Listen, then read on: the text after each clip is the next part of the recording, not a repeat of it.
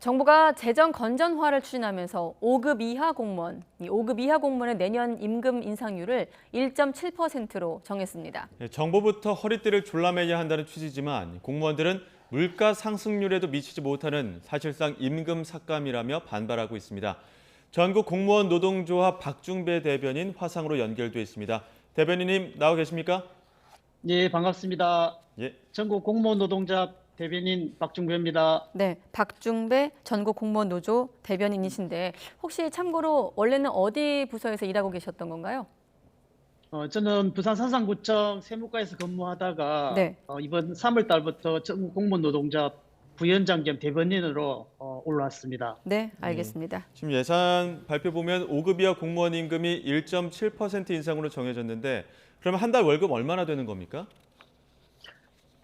지금 9급을 1호봉을 봤을 때요, 171만 5,170원이고 여기에 수당을 포함해도 200만 원도 채 안 됩니다. 여기에 또 세금, 근보료, 기여금을 공제하면 실제 8급, 9급 공무원의 실수령액은 150만 원에서 160만 원 정도로, 이 돈으로는 가족의 생계를 책임질 수 없을 정도로 네. 너무나 적다고 봅니다. 그러니까 실수령액은 지금 나오는 화면에 나오는 171만 원보다 더 낮다 이렇게 설명을 해주신 거고요. 예. 네, 언론 기사를 보니까 좀 지난 5년간의 월급 추이도 좀 나오고 있던데 좀 지난 5년간 인상이 어땠는지도 좀 함께 참고로 좀 이해를 돕게 설명을 해주시죠. 예를 들면 한 네. 10년치 평균을 보통 내는데요. 최저임금은 10년 평균이 7.2%가 인상이 되었다면 네, 공무원 임금은 10년 동안 2.4%밖에 인상이 되지 않았습니다. 그래서 최저임금 인상률의 절반도 못 따라갔죠. 예, 보통 기본급여의 수당들이 조금 붙지 않습니까? 그런 것들을 다 포함해도 2.4%밖에 증가하지 않았다고 보시는 겁니까? 일부 수당 부분은 최저임금과 산입 범위가 다르기 때문에 조금 다를 수 있는데 그 일부 네. 조금 있는 수당을 합치더라도 음. 그렇게 많지는 않습니다. 예. 일단 이번 같은 경우 내년도 5급 이하 공무원 임금을 이제 1.7% 인상한 이유에 대해서 정부는 허리띠를 좀 졸라 매야 된다 이런 좀 명분을 내세우고 있는데 이 같은 명분에 대해서는 어떻게 보십니까? 정부에서는 그 재정이 어렵다고 했지만 네. 저희들이 봤을 때는 세수가 전년 대비 더 늘어났어요. 상반기 세수가 30조 이상이나 늘어났고 네. 하위직 공무원들을 쪼르자 하면서 이제 장창학급 이상 10% 반납하는데 그 핑계로 하위직 공무원의 임금까지 실질적 삭감을 하는 부분에 대해서는 다들 이해를 못하고 있습니다. 물가가 올랐는데 최소한의 물가 인상만치는 올려줘야 되지 않느냐. 자, 이전 인상률이 어땠습니까? 0.9%, 1.4% 이렇게 오르면서 네. 너무나 힘들어했습니다. 그렇지만 코로나로 인해서 전체가 어려우니까 고통을 분담하는 차원에서 했었고 지금은 그래서 저희들이 실질소 감소분만치, 물가 인상률만치만이라도 올려달라는 겁니다. 최소한으로. 예.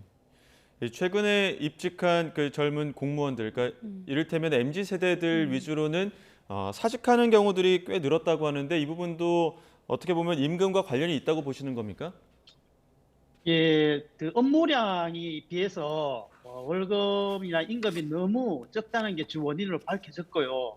2017년도부터 매년 한 5천 명 정도의 입직한 지 5년 미만의 공무원들이 그만두고 있고, 2021년 작년에는 무려 1,693명이, 그것도 8급, 9급입니다. 네. 그만뒀거든요.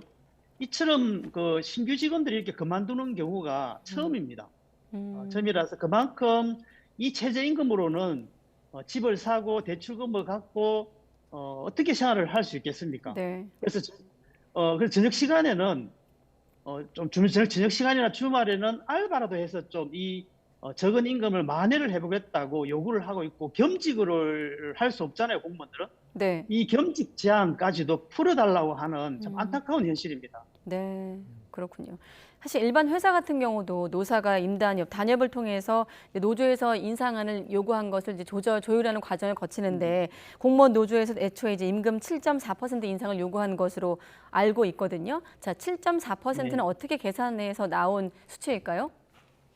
저희들이 이제 2021년, 22년 임금 인상률과 실제 물가 상승률을 네. 계산해 보니까 4.5%가 차이 났어요. 실직소득 감소가 4.5%고 네. 2023년도 소비자 물가 인상률 정부가 수치를 예상한 게 2.7%입니다. 네. 그래서 그 두 개를 합치면 7.4%가 됩니다. 그래서 7.4%는 더도 말고 물가 인상률 많지만 올려달라는 그 요구입니다. 너무 과도한 요구는 아니라고 봅니다.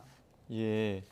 앞서 뭐 4급 이상은 임금 동결하기도 했었고 장차관급 10% 반납하기로 했는데 이러한 일환으로 봤을 때는 5급 이하도 고통 분담해야 된다. 이게 지금 정부 입장입니다. 여기에 대해서 어떻게 생각하십니까? 저는 이 부분을 해마다 정권이 바뀔 때마다 고위직들은 임금을 반납하는 과정을 거쳐왔습니다. 그러면서 하위직들의 임금 인상을 막았거든요. 막았는데 고위직은 임금을 반납해도 업무 추진비를 사용할 수 있고 또 자기 돈으로 밥을 잘 안 먹어요. 네. 하위직들이 다 돈을 모아서 점심까지도 사주고 업무 추진비를 사용할 수 있고 또 올해만 반납하면 또 동결하면 내년에는 원위치로 급여가 돌아옵니다. 네. 하지만 하위직들은 한번 이렇게 임금을 삭감하다시피 해버리면 회복할 수가 없습니다. 거기에다가 벌써 또 건강보험료까지 0.1% 올렸지 않습니까? 네. 월급에서 또 그만큼 또 건보료까지 또 인상이 되고 있는 상황이고 우리가 보수위원회에서 이 하위직들의 임금을 어떻게 하면 보존해 줄까를 네. 이야기하면서 정액으로 정률로 똑같이 올리는 게 아니고 하위직들은 좀 정액을 해줘야 된다. 그다음에 직급 보조비를 5급과 5급 이하의 직급 보조비 차이가 많이 납니다. 네. 이런 부분도 좀 하위직들 직급 보조비를 높여달라.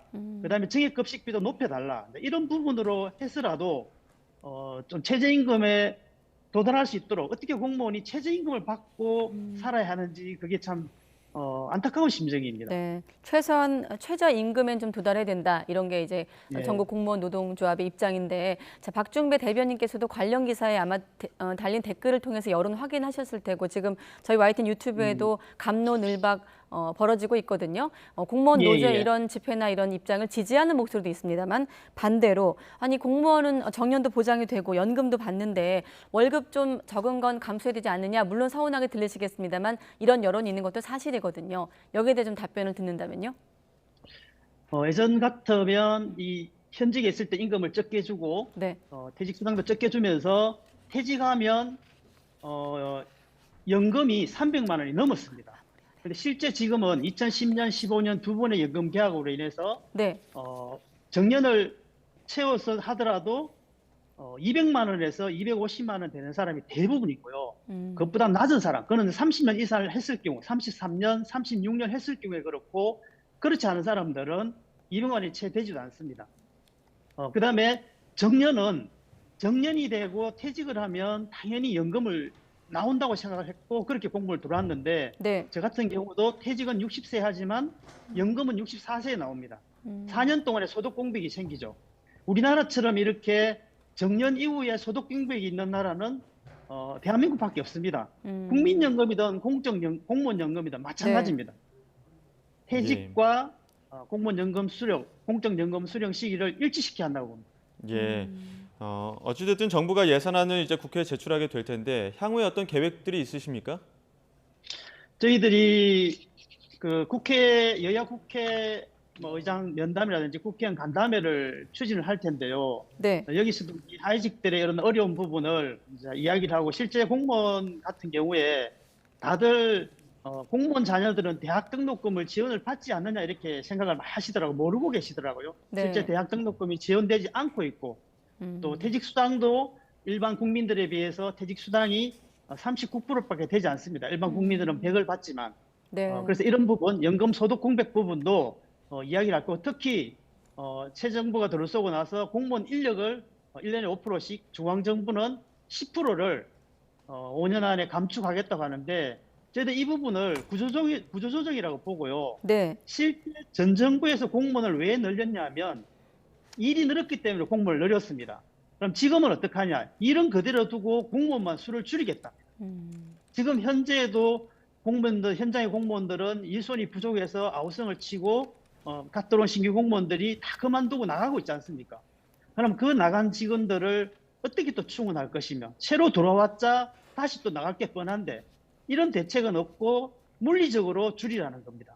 현장에서는 지금 계획서가 내려왔지만 상당히 막막해하고 있습니다.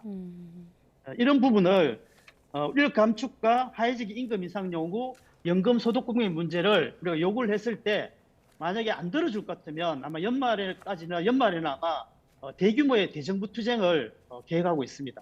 네, 알겠습니다. 여기까지 듣겠습니다. 전국 공무원 노동조합 박중배 대변인이었습니다. 고맙습니다. 네, 고맙습니다. 네.